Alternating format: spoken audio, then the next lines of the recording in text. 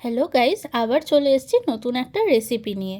আর আজকের আমাদের রেসিপি হচ্ছে ছাতুর পরোটা, আর সঙ্গে রয়েছে ধনিয়া পাতার চাটনি। তো চলো শুরু করা যাক। প্রথমে নিয়ে নিয়েছি ছাতু কিছুটা। এই কিছুটা ছাতুর মধ্যে দেব হচ্ছে লেবুর রস, পাতিলেবুর রস। তারপর দেব হচ্ছে আদা, রসুন, ধনেপাতা আর লঙ্কা। এগুলো বেটে ছাতুর সাথে মেশাবো। আর ছাতুর পরোটার সাথে ধনিয়া পাতার চাটনির জন্য নিয়েছি ধনেপাতা, দুটো কাঁচা লঙ্কা, এক কোয়া রসুন।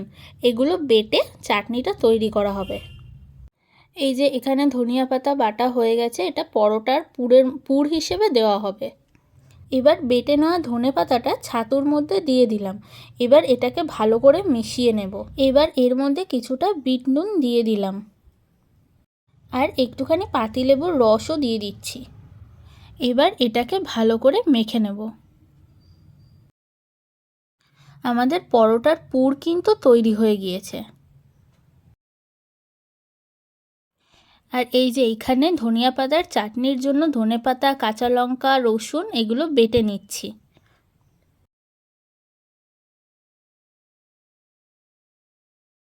এরকম কয়েকটা লেচি করে নিলাম আটার। এবার এর মধ্যে পুরগুলো ভরে দেবো।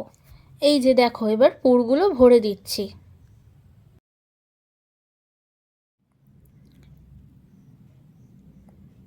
এরকমভাবে পুরগুলো ভরে মুখটা এরকমভাবে বন্ধ করে দিতে হবে, যাতে পুরগুলো না বেরিয়ে যায়। এবার লেচিগুলোকে ছোট ছোট করে বেলে নেব।